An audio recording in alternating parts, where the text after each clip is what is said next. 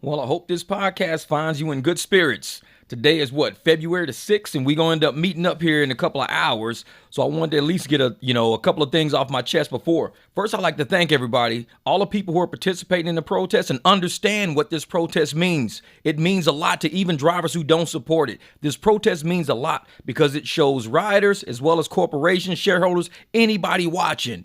And for everybody out there saying, oh, well, ain't nobody watching, don't nobody care. You know what? Don't even listen to them. We got work to do.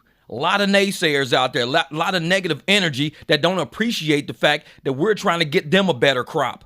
Whatever we do, whether it's left or right, we're trying to help everybody get a better crop. That's all we're doing. We're not trying to hold a set of drivers down, even though they've been trying to hold each other down and hold us down for Lord knows how long.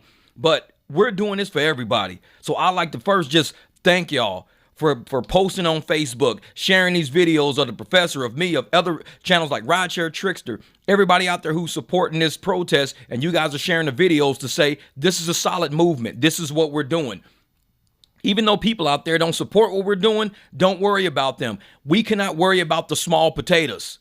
We got bigger things to worry about. We got riders we got to get to and from, whether it's cash rides or through the app. We just want to get our fair shake. We don't care about what these people are saying. And I mean that. We do not care about what they're saying. I want you to share this video on, Facebook, whatever you want to do, Instagram, X, whatever options you got out there. Riders need to understand, first and foremost, we're doing this to save you guys money too. We're not doing this because we're greedy drivers. We see you being overcharged. We know what you guys are going through. We hear it all the time from the back seat. We hear people on their last dime from their W-2. They're tired of paying $200 a week, up to $800 a month just for rides, and it don't cost that much to get around because we're not getting that. One person is not giving us that much money. These apps are digging into the American economy, so we're doing this for riders too. We're not just doing this for drivers. Think about it. Share these videos. Let people know, hey, listen to these podcasters out there. Listen to these YouTubers because they're doing something major for the economy. When they eat into people's pockets, you're eating the money that somebody can use at the grocery store. You're eating into the money they can use for rent. Eating into the money that they can use to get their car repaired because their car is broke down, which is why they're using rideshare. So when we offering you a cash ride, we're giving you a deal. We're giving you a discount. Sometimes on the nature hikes, I know it's kind of crazy on the nature hikes because it's 40, 50 miles away and not a lot of people want to go that far.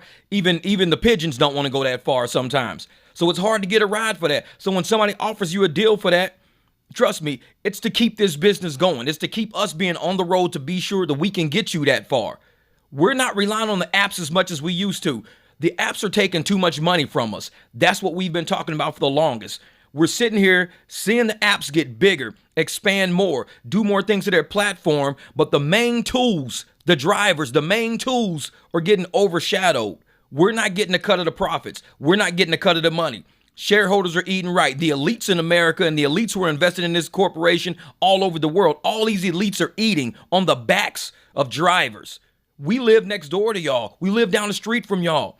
Come talk to us. You see Uber stickers on people's cars. Go say, hey, you're an Uber driver, right? Yeah. I go to work every day. I live down the street from you. Is it cool if we set up a deal? You can look and see who in your neighborhood is Lyft drivers, who's Uber drivers. Be cool with going and knocking on their door. Hey, you're a driver, right? Yeah. Because you may not know. They might just have the stickers on doing it part-time. So you may say, hey, do you drive during mornings? Yeah. Talk to these drivers. Like I said, share this video on your Facebook and your Instagram because we need to get the word out that drivers are ready to work, but we want our due. That's it. We're not trying to be greedy. We just want to know that we're getting a cut of what we're doing. If we're doing output, we like some input into our bank account. We're sitting here watching all of these people. There's people that complain all the time. Students. My mom, she won't even pay my Uber account no more because she says I'm taking Uber too much. They can't afford it. I can't take Lyft no more. It's just costing my parents too much. I can't even take Lyft that much. And I'm sitting there giving these kids my card. Like, hey, if I'm over by ASU, just hit me up. See where I might be by the dorms. I can roll y'all over here. $5 around the corner. Because what the app's going to give me, $3, $2.62. That's what they're going to give me on Lyft, $2.06. Hey, just give me $5. I'll take you to the bar. Ain't no big deal. But we don't do that until we open our mouths. We start talking back and forth to each other. Closed mouths don't get fed. Desperate drivers don't get bread. That's what my man Logan over in Vegas says all the time. And it makes sense. We're here to help out riders. We're here to help out drivers. We're doing these protests for a reason. They think we might be doing it because we ain't got nothing else to do. Trust me, I could be out there working 80 hours a week like everybody else, but why do I need to work 80 hours when I could be a 40-hour-a-week worker? We're working 80. People sitting in corporate America right now working 35 and 40, living better than us, and we the ones in the street taking all the risk. They're out here ripping off all these riders. We're taking all the risk, and they sitting at cush 40-hour-a-week jobs like, man, we getting a ton of spiffs. We getting a ton of money off these drivers. They're stupid. They really working 80 hours to get what we make in 35 and 40? These drivers is stupid. We're out here doing this work. They know not every driver is intelligent. They know that. But that's why we run these YouTube channels the way we run it. We try to bring you to a level, like an IQ level, to where you realize who you are. You're an independent contractor. You're not an employee. You have the option to go out there and seek profits every day. When you fire that car up and you go down the street, you got an option to seek profits. And for all the people, well, you don't have insurance. Do you get on an airplane and ask the pilots, hey, you guys got commercial insurance? Imagine a pilot flying the plane every day, walking on hey man, we got commercial insurance. I don't know, we might go down today. We might go down. We got insurance every day. That's all we hear these drivers and rideshare talk about. Well, you could wreck. If you think you're going to wreck every time you get in your car, you probably shouldn't be driving. You're a nervous wreck already. I've been doing this shit since I was 15 years old. I don't total cars out. It's not what I do. I'm 50 now. I don't total cars out. So if I had a pilot flying a plane and every time he got on the plane, oh no, today might be today. I might wreck today. I might crash this plane today. I don't want that dude being my pilot because he's too nervous. Have confidence in what you do. And I'm one of those people who jump on motorcycles all the time. I cruise around on them things. You think today might be today. I'll crash my motorcycle. No, ain't nobody gonna trust riding on the back of my bike. Jeff, why you all nervous all the time? Well, just like if your mom was calling you every day, hey, you got commercial insurance or you got to go to work today. Ain't nobody calling you every day about that, checking on you. You got to understand, if you're that nervous of a person that where you worried about commercial insurance 24/7, you probably shouldn't be doing this as a living. You're a nervous wreck. I wouldn't even want to get in your car. Oh, I just saw something pretty amazing. Thank you guys for the 8,000 subs. I woke up this morning and yesterday it was like 7,996 or something weird like that. So I got up today. I was busy rushing, doing stuff, didn't have a chance to open the app up, opened it, 8,002 subs. Now I think I'm up to 8,006. So appreciate you guys for getting me to that 8,000 hump. And like I said, we got about 2 more to go. And everybody's saying, hey, man, if you get 10,000, you get a plaque. I didn't know that because I don't really keep track of subs. I don't even look at channels about subs. I like to throw information out there. I like views. I like comments. I like the back and forth. I like the activity. And that's why I do YouTube. I don't do it for the subs. I do it for the community. I talk to people all the time. I'm probably one of the most open, versatile, diverse YouTubers out there. I go out there and I talk to people. I'm easily touched. I see people all the time when I'm out rocking and rolling and we chat. That's just what I do. I just wanted to make a video letting you guys know I'm proud of y'all. I see y'all in the comments out there fighting for us. I see y'all out there doing everything you can do to make sure you got drivers back, even drivers that don't even have your back.